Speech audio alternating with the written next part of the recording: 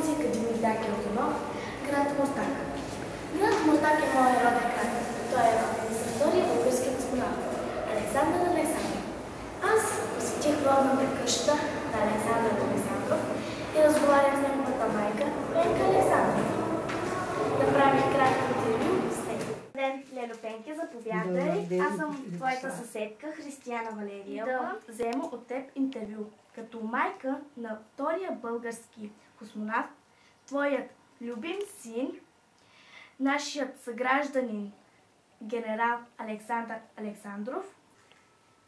Той беше добър ученик, учеше се хубаво. Ние с него проблеми не сме имали. А той за какво мечтаеше? Той си мечтаеше от малък. Даже беше си направил едно самолетче с едно моторче някакво и го пусна тук да лети и се счупи и взе да плаче, защо се счупило. И така. Той си мечтаеше от малък за летец да става. Пък за космонавт, когато отиде в службата, тогава и Юрий Гагарин, когато излезе, тогава взе да става Мераклия, за космонавт да става. Значи искате да кажете, когато той видял Юрий Гагарин как станал известен и той иска... И той искаше да го преживееше. Беше в Безмер, определен в Безмер да лети и оттам беха го взели всека година, не, почти всеки месец ходеше на преглед в София. Всеки месец. И минаваше от тук и ни каза напоследък, че ще е космонавт да става. Какво си спомняте за деня, когато бате Сашо е излетял в космоса? Какво да си спомням? Дойдоха от тук, ме взеха с кола и ме закараха на площада. Отидах и там гледах, когато се изкачи, Сашо се качваше в ракетата и го поздравих. Кой ден и коя дата се случи това? Ами на 7 юни 1988 година. Връзки между руския и българския народ имаха ли съществено значение за това да стане твоя син, нашия гражданин Сашо космонавт и изследовател в космическата наука? Те много го обичаха и той много ги уважаваше и си стана космонавт. Те го одобриха, най-много в него го одобриха. И стана космонавт. Като помощ нямаше да имаме космонавт. Руснаците всичко постигнаха, всичко направиха да излети Александър. А днес е 12 април 2011 година. Би ли ми споделила къде се намира Александър Александров? Александър е в Москва. В Москва и вчера са го награждавали, не знам с какъв медал, какво ще. Вчера са го награждавали, сина му вчера ми се обади. Бабо, тъй. Татко днеска ще го награждават. Защото аз питах, дойде ли си татко ти? Вика, не, още не си е дошъл. Той сигурно сега празнува. Още е там. Там не се е обадил. Той като дойде в София, веднага ми се обади. Още е там. Липсва ли ви? Моля? Липсва ли ви? Ми все пак, като е тук, постоянно ми се обажда. Уважаема Лело Пенке, благодаря за това интервю. Вие сте много щастлива майка и много щастлива баба.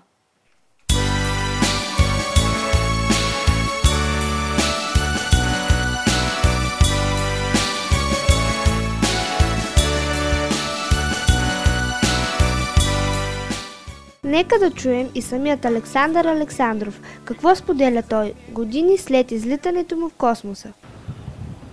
За мен е голяма чест да бъда днес сред вас, именно на тази дата, на 17 юни, когато преди 18 години с моите съветски колеги космонавти успяхме да излетим от далечния Байконур да се скачим с орбиталния комплекс Мир и да изпълним поставената ни задача, да изпълним научните експерименти, подготвени от Българската академия на науките, които бяха над 56. Но никога не съм забравил родния град, градът, където минало моето детство, моето юношество, и през цялото време ме топлиха две неща. Любовта на гражданите на град Омуртаг и доверието, което те имаха към мене, и най-вече това, че с мене в космоса полетя и пръст от родния град, от град Омуртаг, и мога да споделя за пръв път пред вас и пред цялата общественост, че със себе си носих и пръст от гроба на баща си. Тези неща ми помогнаха в трудните мигове на космическия полет да преодолея всички незгоди и да се върна с високо вдигнато чело и ясно съзнание, че задачата, която изпълнявах, е не само задача на жителите на град Омуртаг, на целия български народ, но и на цялата световна научно-техническа общественост, тъй като експериментите, които се изпълняваха за пръв път в света, и някои от тях и до сега са ненадминати.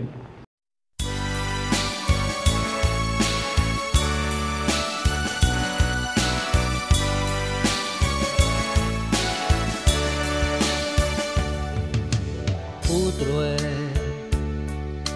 лъчите пак огряват на кайника зеления или свежо е. Градът ни се пробужда от полъх на надежда окрилен. Скъп за нас Омуртаг, с името на хан Ювигие, тъй красив и желан, скътен в родния Балкан.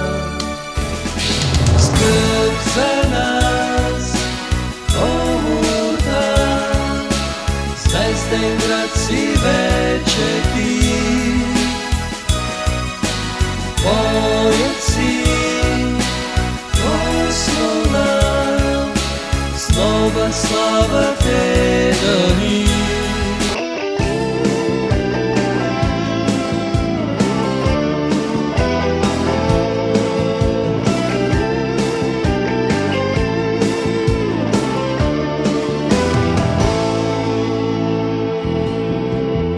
Земля в иллюминаторе, земля в иллюминаторе, земля в иллюминаторе видна. Как сын грустит о матери, как сын грустит о матери, грустим мы о земле, она одна.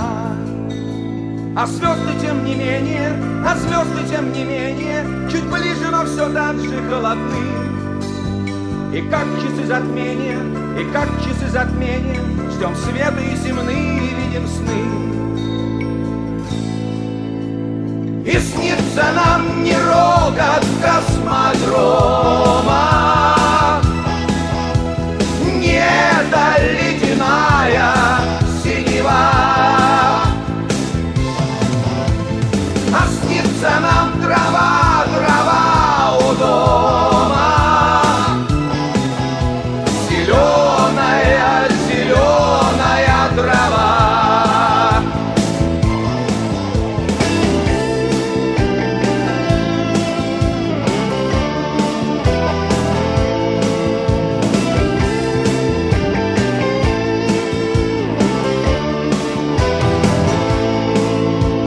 Мы летим орбитами, путями неизвитыми, прошит метеоритами простор.